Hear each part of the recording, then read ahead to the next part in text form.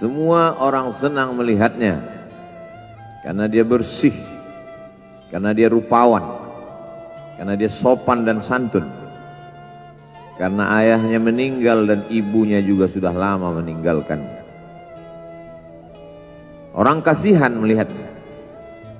Maka karena kesenangan hati mereka, mereka sendiri yang memberikan gelar untuknya yang belum pernah mereka berikan kepada orang sebelum dia.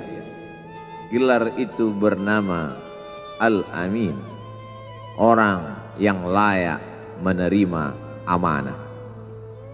Amin diambil dari 3 huruf, alif, mim, nun.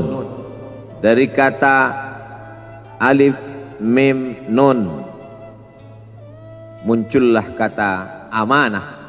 Orang yang mampu menerima amanah disebut Al-Amin. Kita mengatakannya jujur. Lawan daripada amanah adalah khianah, al-khain, pengkhianat. Dia tidak berkhianat. Dia adalah seorang yang mampu mengemban amanah dan terpercaya. Maka semua orang percaya kepada dia. Dari alif, mim, nun juga akar yang sama dengan iman. Akar kata yang sama dengan iman. Maka iman berarti percaya. Dia adalah orang yang dipercaya karena memang dia mampu mengemban amanah. Kapan kebencian itu datang? Kebencian itu datang ketika dia naik ke atas bukit Sofa dan dia berkata kepada semua penduduk Makkah, seandainya aku katakan di balik bukit Jabal Abi Qubais yang besar, gagah, perkasa, tinggi, menjulang ini ada pasukan musuh yang akan menyerang kita, apakah kalian percaya? Semua mereka berkata, shadaqnaka, kami percaya karena memang kami menggelar engkau orang yang dapat dipercaya. Seandainya aku katakan bahwa ada pasukan musuh yang akan meluluh lantakkan, menghantam, membunuh kita, apakah kalian percaya? Mereka menjawab, shadaqnaka, kami percaya. Seandainya aku katakan bahwa aku menerima wahyu dari Allah dan aku diperintahkan Allah untuk mengabarkan kepada kalian yang baik-baik akan masuk surga, yang jahat-jahat akan masuk neraka, percayakah kalian? Disitulah perlawanan datang, bukan dari orang lain, bukan dari musuh, bukan dari lawan. Perlawanan itu datang dari saudara kandung, dari ayah kandung yang masih ada hubungan darah. Tabban laka ya Muhammad alihada jama'tana, celakalah engkau Muhammad, apakah hanya untuk ini saja kau kumpulkan kami hari ini? Allah membelanya, langsung Allah membelanya. Dia tidak membela dirinya, tapi Allah mengatakan tabbat yada abi lahabi wa tabba ma aghna anhu maluhu, hartanya tak ada berguna, wa ma kasab, hasil usahanya tak mendatangkan manfaat. Wa mra'atuhu hammalatal hatab, istrinya menjadi pembawa kayu bakar, simbol dari adu domba, kata-kata yang membuat menyakitkan hati yang dibawa oleh Ummu Jamil istri Abu Lahab untuk menyiksa, menjelekkan, membuli, menebarkan berita untuk membunuh karakter Sayyidina wa Maulana Muhammad sallallahu alaihi wasallam. Ini bukti kalau hari ini ada anak muda yang rupawan, yang dermawan, yang disenangi lingkungannya, tidak ada orang yang tersinggung, biasa, karena Nabi Muhammad SAW juga pernah mengalami hal itu. Tapi begitu kau katakan, aku tadi malam bermimpi bahwa aku mesti hijrah, meninggalkan komunitas peminum khamar, meninggalkan geng kita yang selama ini bicara tentang yang haram, maka disitulah mereka akan berkata, apakah hanya untuk ini saja kita berteman selama ini? Mana persahabatan kita? Apa yang dialami pemuda-pemuda hijrah hari ini dialami oleh Rasulullah sallallahu alaihi wasallam 14 abad yang silam. Ketika kau berhasil bisnis, orang senang. Ketika kau berhasil membina rumah tangga, Tidak ada orang yang tersakiti ketika anakmu lucu-lucu dan kau berada di tengah mereka, tidak terusik kepentingan mereka, tidak terganggu ekonomi mereka. Engkau adalah sahabat, engkau adalah teman setia. Tetapi ketika kau tidak ikut kemauan manusia, disitulah engkau sedang melantik dirimu sendiri menjadi musuh. Maka Allah kuatkan hatimu. Wa in tuti aktsara man fil ardi, kalau kau ikut kebanyakan orang di atas muka bumi, yudilluka an sabilillah, mereka hanya akan menyesatkan engkau dari jalan Allah Subhanahu wa taala. Tapi api itu tidak pernah padam. Kalau dia padam, maka berakhirlah dakwah Islam. Dia terus bergelora, dia terus menyala, dia terus membakar kemunafikan, membakar kemusyrikan, sampai akhirnya embargo pun tiba. Jangan ada yang mau bergabung dengan kelompok Muhammad sallallahu alaihi wasallam. Jangan ada yang mau berkirim makanan. Jangan ada yang mau berdagang. Jangan ada yang mau menjalin transaksi. Mereka ingin membunuh secara perlahan-lahan. Jangan beli produknya. Jangan duduk bersamanya. Jangan berteman dengan dia. Kenapa kamu mau berfoto dengan dia? Kenapa kamu mau bergambar dengan dia? Kenapa kamu masih mau mendengar ceramah dia? Adakah orang yang mengalami hal itu hari ini?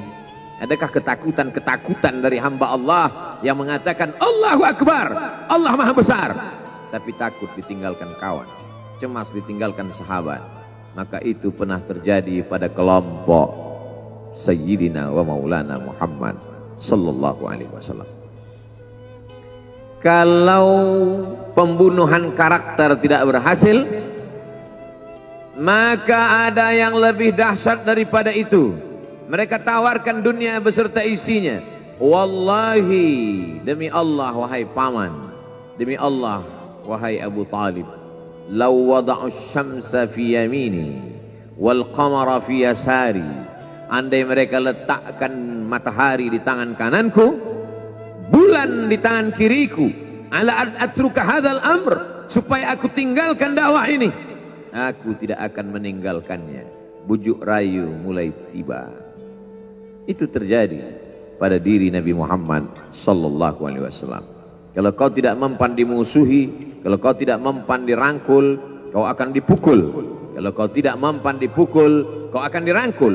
Berbagai macam cara, dari mulai yang paling keras sampai yang paling lembut, dari mulai yang paling lembut sampai yang paling keras, sampai akhirnya tempat bergantung itu hilang, lenyap, musnah. Ada dua tempat bergantung, saudara kandung ayah Abu Talib.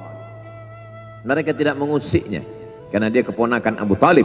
Abu Talib anak Abdul Muttalib, Abdul Muttalib anak Hashim, Hashim anak Abdi Manaf, Abdi Manaf anak Qusay, Qusaylah pendiri Darun Nadwah. Mereka keturunan darah mulia dari Adnan. Adnan menerima tetesan darah dari Ismail. Ismail anak kandung Ibrahim alaihissalam. Jangan ganggu dia, karena dia keponakan Abu Talib. Masih ada backing, tapi Allah ingin agar hati itu tidak bergantung kepada manusia. Dia buat Abu Talib meninggal dunia, masih ada lagi tempat bergantung. Dia yang dulu ketika kedinginan datang, dia yang menyelimuti. Yang dulu ketika ketakutan datang, dia yang menenangkan. Dia datang menemui Waraqah ibnu Naufal. Waraqah berkata, namus, malaikat yang pernah datang kepada Ibrahim, yang pernah datang kepada Musa, yang pernah datang kepada Isa, sekarang dia datang kepada suamimu.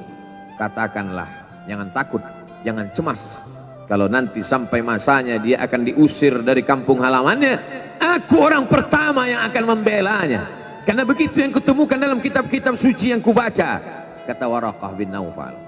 Hari itu juga tempat bergantung itu patah. Khadijah menghadap Allah Subhanahu wa ta'ala. Tak lagi ada makhluk tempat bergantung, tak ada lagi ranting tempat berhinggap, tak ada lagi batang kayu tempat berpegang. Allah ingin agar engkau berserah hanya kepada Dia saja. Tidak ada makhluk. Bersandar kepada makhluk akan kecewa, bersandar pada kayu yang rindang akan tumbang, bersandar kepada benda akan binasa. bersandar kepada sahabat akan berubah menjadi musuh. Bersandarlah kepada dia, Hayyun Maha Hidup, la yamut, dia tak pernah mati. Bersandarlah kepada dia, Al-Aziz yang Maha Perkasa, Al-Jabbar yang Maha Berkuasa. Itu yang diinginkan Allah dari sosok Sayyidina wa Maulana Muhammad sallallahu alaihi wasallam. Dia pergi, sengaja dia pergi berjalan kaki, karena kalau dia pergi menunggang unta, mereka sudah mengintai, dia pasti lari, dia akan pergi ke tempat yang jauh. Sengaja dia pergi berjalan kaki. Lalu kemudian dia pun sampai ke suatu tempat. Dia berharap mereka adalah orang-orang yang lembut akan yang menerimanya. Tapi dia tidak diterima dengan tala'al badru alaina. Dia tidak diterima sebagai ahlan wasahlan. Ahlan, keluarga, kau datang kami sambut sebagai keluarga. Sahlan, mudah, kau datang urusanmu mudah. Ahlan wasahlan. Tapi dia tidak dianggap sebagai keluarga, dia tidak dianggap sebagai sahlan, dia dianggap sebagai musuh. Dia dilempar dengan batu, dia dilempar dengan kayu, dia dilempar dengan tulang onta. Apa yang dia lakukan? Dia bersembunyi di balik bukit, dia angkat kedua tangannya, ilaika ashku dha'fa quwwati, kepada engkau saja aku mengadukan kelemahanku, wa qillata hilati, ketidakberdayaanku, wahawani bainan nas, aku hina di tengah mereka. Kalau dulu aku ada tempat bergantung, ada tempat bersandar, ada tempat mengadu, hari ini hanya engkau saja ya. Datanglah malakul jibal, malaikat penjaga segala bukit di atas dunia. Kau tunjuk mana bukit yang paling besar ya Muhammad, akan kutimpakan kepada mereka. Hati yang luka biasanya akan marah, akan kecewa. Tapi itu tidak terjadi pada Nabi Muhammad sallallahu alaihi wasallam. Apa yang dia katakan? Asallah an yukhrij min aslabihim man ya'budullaha wa la yusyrika bihi syai'a. Ya Allah, keluarkan dari tulang sulbi mereka, keluarkan anak cucu mereka yang akan menyembah engkau. Tidak ada satupun yang akan mempersekutukan engkau di atas muka bumi ini. Doanya dikabulkan, hatinya susah, pikirannya kacau, tapi lidahnya tidak berkata-kata kasar. Dia doakan agar anak cucu mereka menyembah Allah. 100% penduduk Taif hari ini bersyahadat asyhadu an la ilaha illallah wa asyhadu anna Muhammadan Rasulullah. Doa orang yang teraniaya, doa orang yang terzolimi. Dia berhenti di sebuah kebun. Ada seorang yang bukan terpandang membawakan beberapa ranting anggur sebagai pelipur lara, penghilang haus, pelepas dahaganya.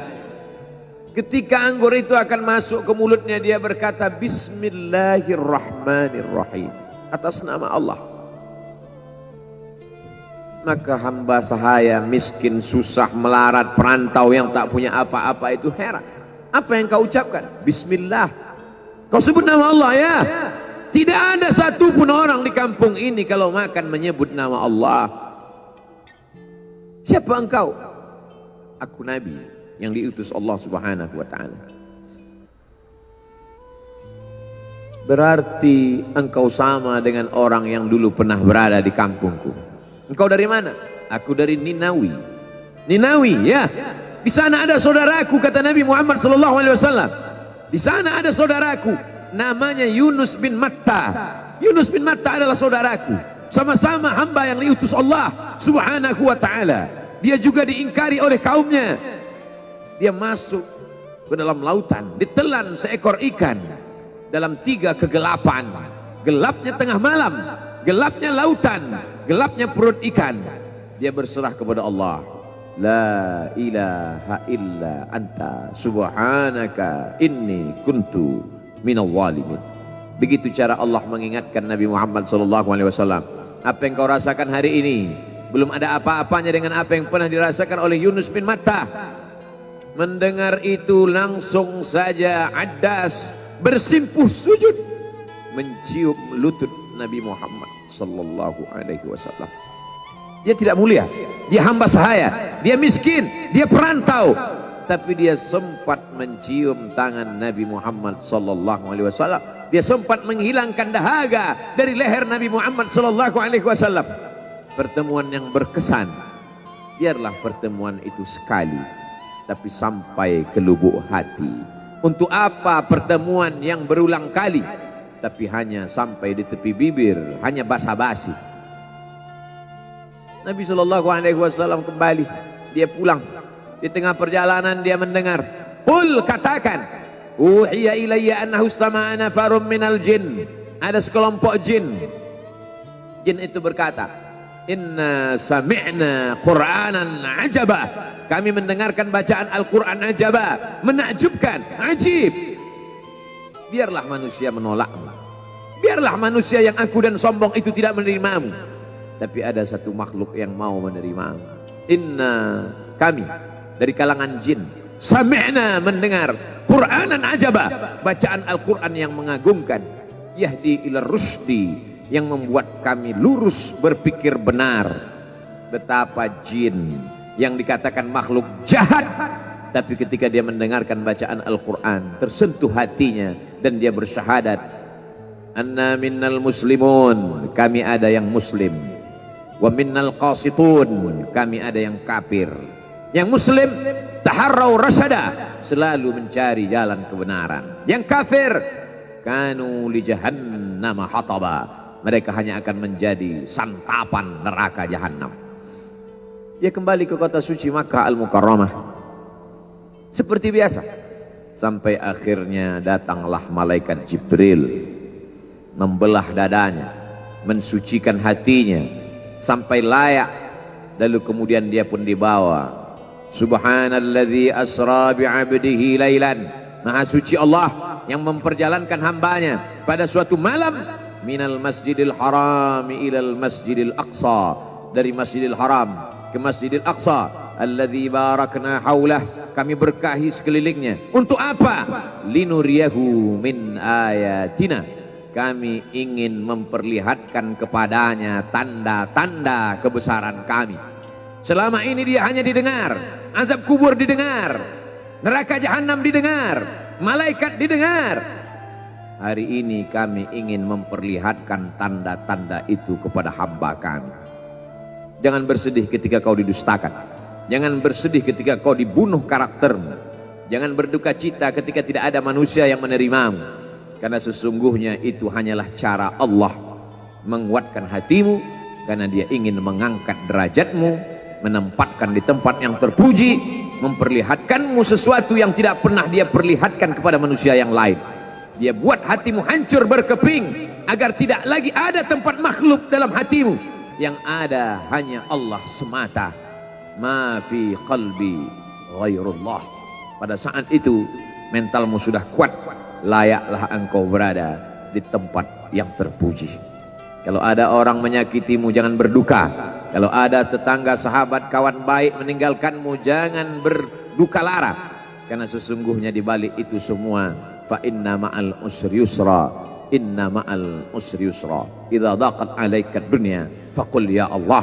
Kalau terasa sempit dunia, mengadulah kepada Allah. Idza sa'alta fas'alillah, kalau minta-mintalah kepada Allah. Wa idza sta'anta fasta'in billah, kalau minta tolong, minta tolonglah kepada Allah. Iyyaka na'budu wa iyyaka nasta'in. Kepada engkau kami menyembah, kepada engkau kami beribadah, kepada engkau kami bersimpuh sujud, kepada engkau juga kami meminta pertolongan.